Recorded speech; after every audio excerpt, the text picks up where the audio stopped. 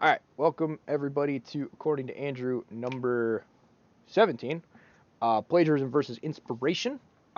This is something that I've kind of always struggled with for one reason or another, and I'm going to kind of give my thoughts on why I've struggled with it. And I don't know, it's like a weird thing that almost like an imposter syndrome that happens. So I'll go through it and let me know if you guys feel the same or think the same, or maybe it's just unique to me. We'll see. Um, so initially looking at it, inspiration versus plagiarism seems kind of obvious, right? It's like, well, if you're taking someone's stuff word for word and putting it down on paper, then that's plagiarism. But I think it goes beyond that because at least when I was a kid and being raised, and I didn't have to do a ton of creative writing uh, stuff growing up, but every once in a while I would be given an assignment in English, which it was like a creative writing. And I wasn't, they didn't do a good job of every once in a while they would set parameters, but a lot of times they wouldn't. And it would kind of leave you in the middle of a field, right? Like sometimes people think they're helping you by not giving you direction kind of thing because it's like, oh, well, it limits your options. But, if you're staying in the middle of a field with a signpost that has a million different directions on it, um, at that point, there's no roads to distinguish. Like, it just looks like you can go anywhere, and that is challenging to help causes issues when you're trying to funnel into a specific idea. Um, I'd have this issue all the time. Uh, little anecdote of when I was in Civ 3, you got to like design your palace, and I had a hard time choosing because I thought the styles of the Greeks and the Japanese and like the Romans, like they all had really cool, and I wanted to build all of them at the same time. But like those styles you can't put together because they clash really badly. And that's kind of what it feels like with some of this like creative writing stuff. It's like you can go anywhere you want. It's like yes, but there are limited options. If I choose to go down this path, that eliminates like 50 options because like it's contradict. Like if I'm going this path, this means this is a contradiction. But especially if you're early in your writing career, like you might not know that. Um, Especially like when you're a student and you're a kid and you're trying to figure out like how all this stuff works. So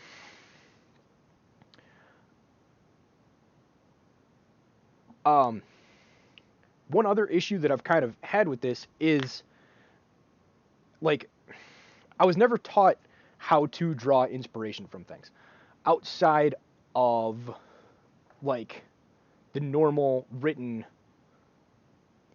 pieces. So or essays, right? So, you're in when you're writing an essay about a book that you read, uh, then it's your your inspiration is being drawn. You can draw from other places, but like specifically, it comes from that book that you just read and your interpretations of it and kind of different perspectives of it and what various aspects of it meant to you, kind of thing, and all that stuff. Um, but when it comes to like creative writing and some other stuff, like that isn't necessarily obvious. Uh, where you're supposed to draw from and how much of it when you're drawing from it is kind of allowed. And this is an issue I always had. It's like at what point does it just become plagiarism? Is um like there's the battle of in Warhammer Fantasy. There's the battle of like Kislev, which is obviously just supposed to be basically fantasy Kiev, and they're sieging this major city there, and everything about the siege is basically like a one for one, not a one for one, but like it's obviously drawn from uh, the siege of Vienna in 1629. I don't remember what year. Um, but the final Ottoman siege of Vienna, where you had the where the winged hussars arrived song is derived and that's like the quote from it is the winged hussars arrived and then they won the battle. Um, I forgot the name of the band, but if anyone remembers, comment it. Um,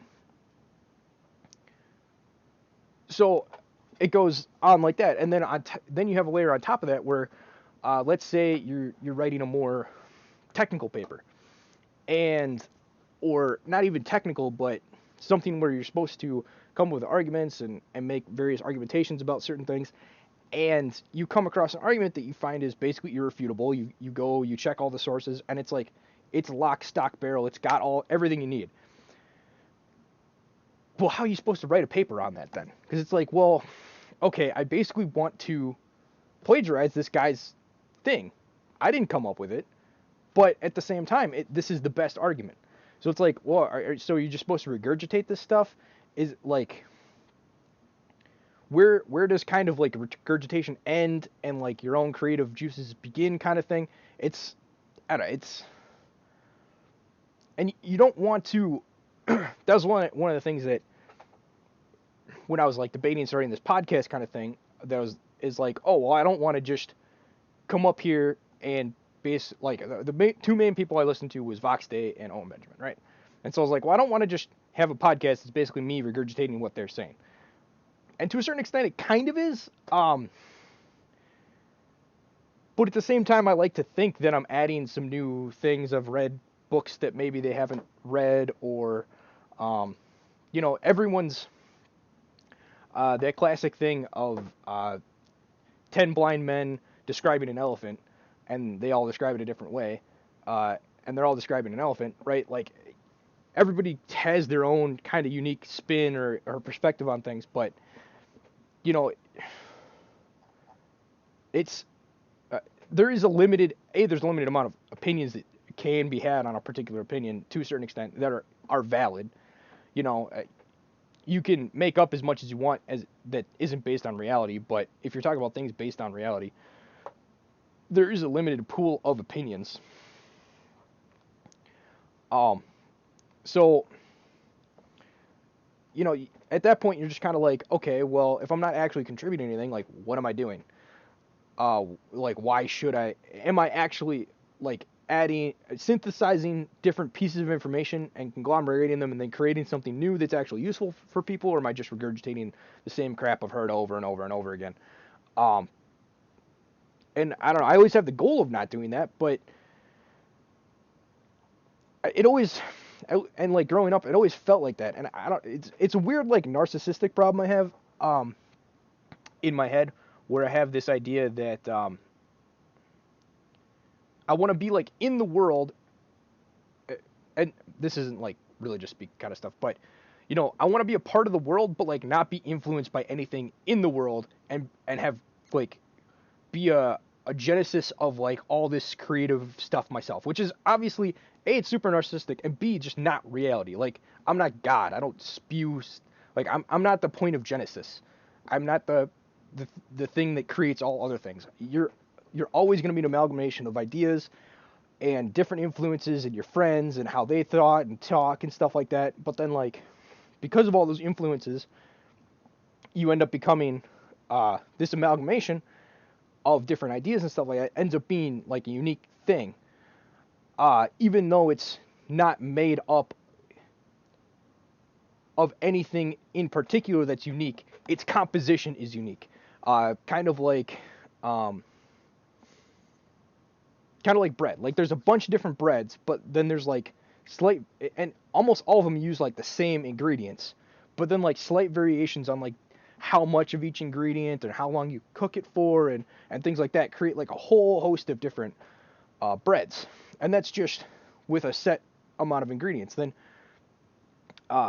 you add different ingredients here and there, and then you have like the whole spice of life, as it were.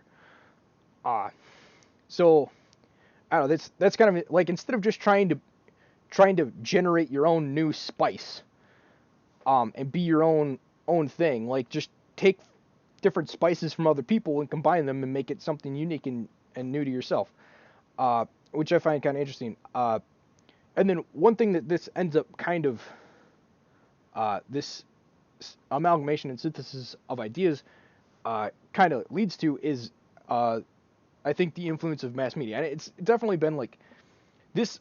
idea and this influence has always been present throughout all human history, but um, I think it's been weaponized to a certain degree by mass media, uh, especially recently. That are like I think they've always done it, but I think it's been much more cognizant in like the last 100-ish years, basically since like the 1900s, where